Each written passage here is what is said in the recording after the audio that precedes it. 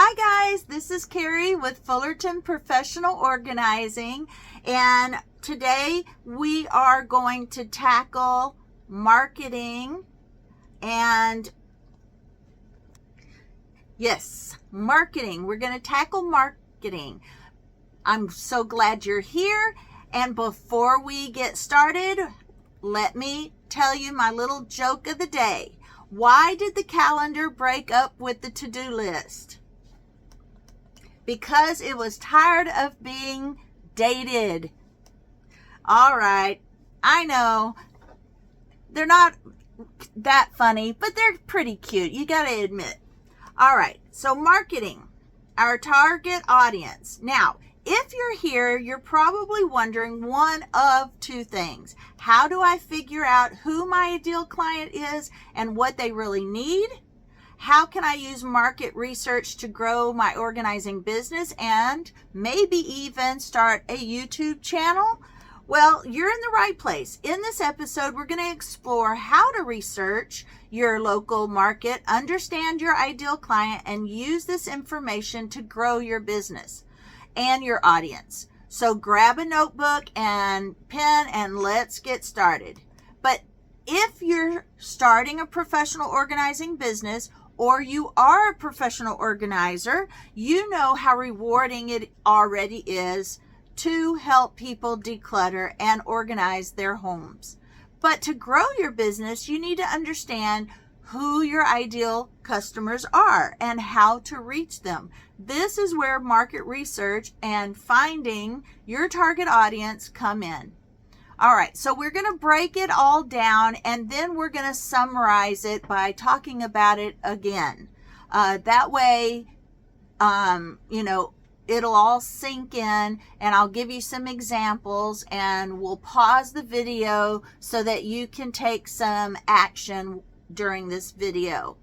All right, so market research is just a fancy way of saying learning about your customers and who your customers might be.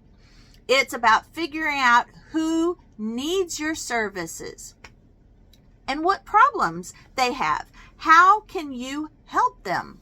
Now, by doing this, you can focus your time and energy on the people most likely to hire you. It kind of narrows down your where you're going to target your clients and who you're going to target. Your target audience is the group of people who are most likely to want your services. For example, some professional organizers work with busy parents, while others focus on helping small businesses or senior citizens to downsize.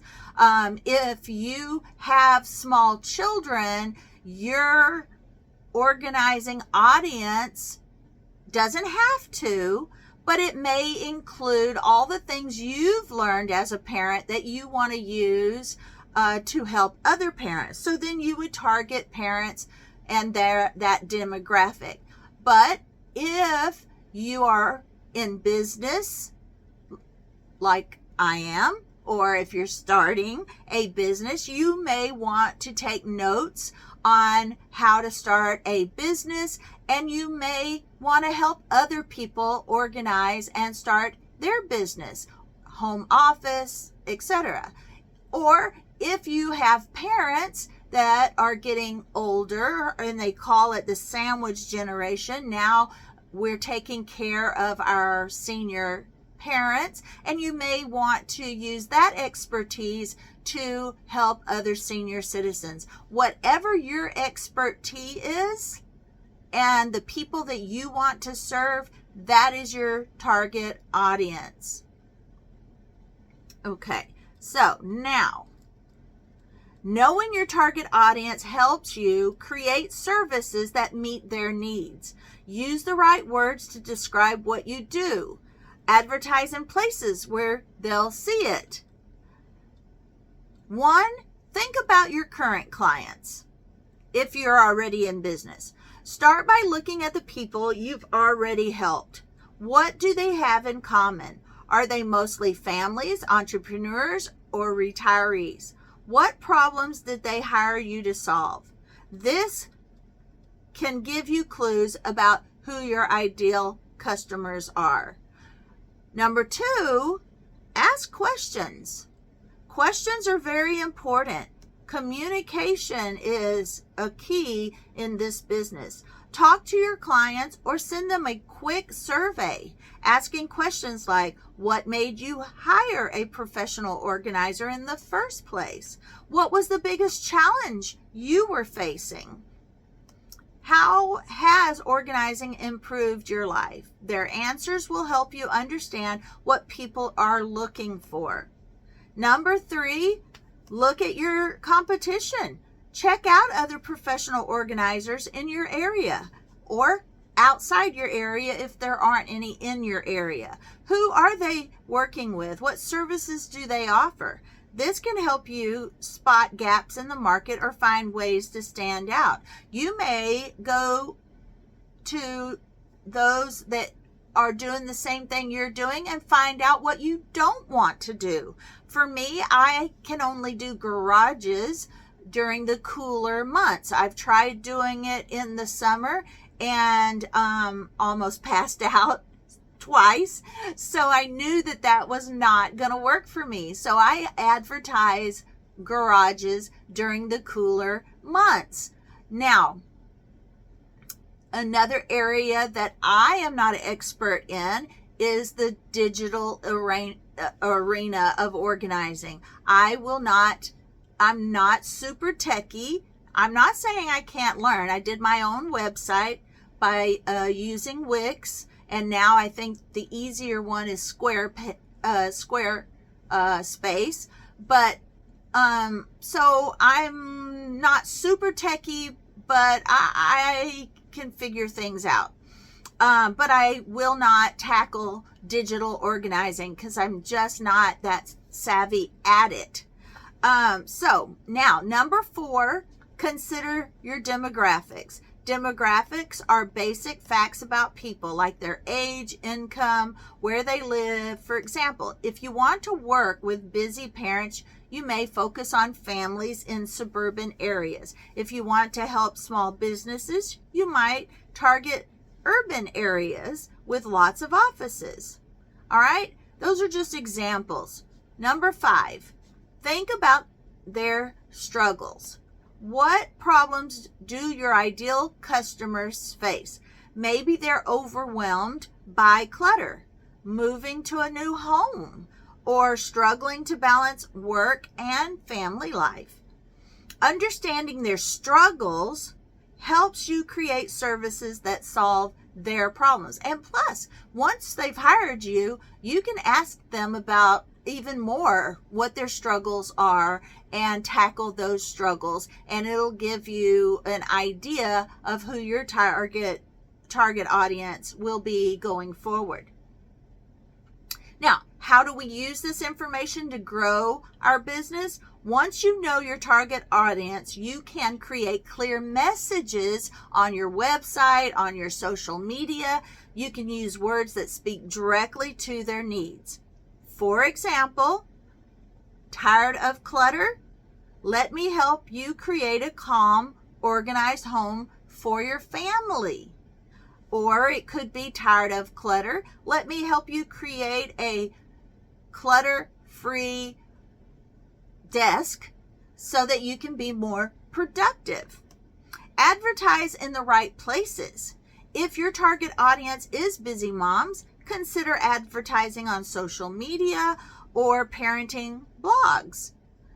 If it's small businesses, try networking events or LinkedIn.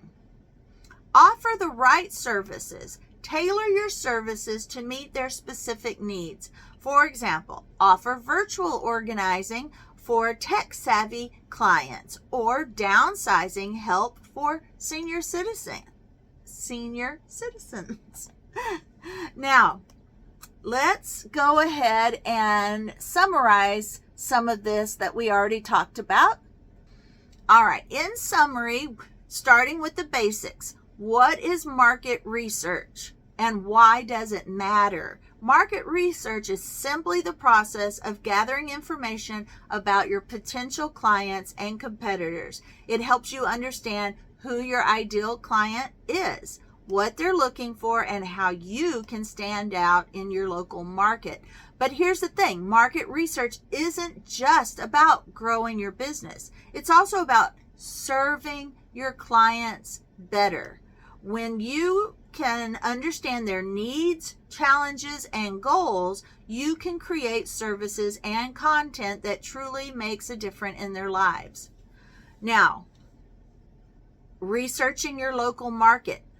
Let's get practical. The first step in market research is understanding that local market. And here's how to do it. Identify your competitors. Look for other professional organizers in your area. What services do they offer? How do they market themselves? What are their strengths and weaknesses? So your competitors' strengths and weaknesses are important as well. Next, analyze their online presence. Check out their website, social media, and customer reviews. What are people saying about them? What gaps can you fill in? What is it that they're not doing that you're good at that you can do for clients? And you can advertise and market. Understand the local trends in your area. Are there specific organizing needs in your area? Here it's very, very, very hot during the summer. So it's not always a good idea to organize your garage in the summertime unless you're able to spend 15 minutes, go inside 15 minutes. If you're doing it yourself, you can do it in 15-minute increments. But for me, as a professional organizer, I have tried to organize people's garages in the summer, and I almost passed out twice. And that's one, embarrassing. Two, I realized that is my boundary. I've tried, and it just doesn't work for me. So I start advertising and marketing garages in the cooler weather, when it starts to get cooler, like November, October maybe, September. Once it starts getting cooler, you will know in your area. All right. So, are there specific organizing needs in your area? For example, are people looking for help with downsizing, home offices, or seasonal decluttering? I've been hired a lot for moving, and that has been very wonderful thing that I wasn't sure I was able to do, and now I have a few of those under my belt, and it's no problem. Practice, practice, practice. Now I want you to pause the video and write down 3 competitors, maybe in your area, maybe right outside your area, maybe a combination of both. Then head to their website, social media pages, and take some notes. When you're done, come back to this video and let me know what you discovered in the comments below. Now, identifying your ideal client. Now that you're researched your local market, it's time to identify your ideal client. Your niche sometimes has something to do with that as well. So what are you the most skilled at? Your ideal client is the person you're most excited to serve because you already know what you love to do.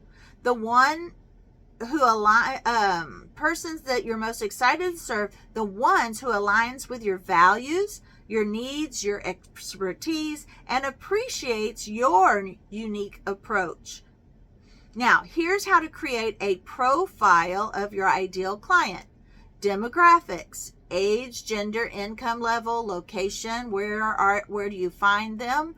Psychographics, which are values, interests, challenges, and goals. Pain points: what problems are they facing that you can solve?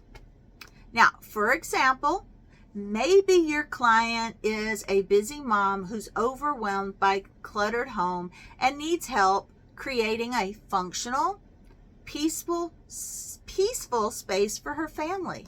Or maybe it's a small business owner who's struggling to organize their office or their home office. I've done many offices and home offices, and they just need that decluttering and that organizing to help boost their productivity. Take a moment now to describe your ideal client in the comments. Who are they? Let me cough a minute. All right, sorry about the little cough. Who are they? What do they need? I would really love to hear from you. Okay? All right, now, do you want a podcast? Do you want a YouTube channel? We're going to tackle that too. If you don't, then, you can skip this part. So now let's talk about how you can use market research to grow your YouTube channel. Here's the secret. Your ideal client for your business is also your ideal client for your YouTube channel or podcast. If your ideal client are busy moms, then you may want to tackle videos for busy moms, toy rooms, meal planning, so the more you understand their needs and challenges, the better you can create content that resonates with them. Create content around their pain points. For example, the toy room, meal planning. Create, go ahead and keywords like Google tools, Google Trends, TubeBuddy. Those can help you find popular search terms in your niche. All right, number 3, engage with your audience. Ask questions, respond to comments, and create content based on their feedback. If they're asking questions or if they're asking for clarification on any of the things that you talk about in your video, then you can expand your content by tackling those questions or comments. If you haven't already now, I want you to stop and hit that subscribe button and ring the notification bell so you never miss an episode. If you're enjoying this video, give it a thumbs up. It really helps my channel grow. Okay, so that's a good tip for your channel as well. All right, now, how do we connect faith and market research? Since I'm a faith-based organizer, I like to throw a little bit of my faith into my videos. Before we wrap up, let's tie this back to our faith. As Christian organizers, we're not just building businesses, we're building ministries. This is my ministry. When we take the time to understand our clients and serve them well, we're reflecting God's love and care for them. We sometimes talk about more than just decluttering and organizing. Proverbs 16:3 says, "Commit to the Lord whatever you do, and He will establish your plans." So as you're doing your market research and identifying your ideal client, commit it to the Lord. Ask Him to guide you and use your business to bless others. Now, again, before we wrap up, I want to leave you with another question. What's the one thing you learned about your ideal client that may have surprised you? Let me know in the comments below. I'd love to support you on your professional organizing journey or your home organizing journey for that matter. All right, thanks so much for joining me today. If you enjoyed this video, I'm going to say it again. Push that like button, subscribe, ring that notification bell so that you will get notified every time I post a video. And remember, understanding your market and your ideal client isn't just about growing your business. It's about serving others well and reflecting God's love in everything we do. Until next time, keep smiling, keep organizing, and see you in the next video. Goodbye for now.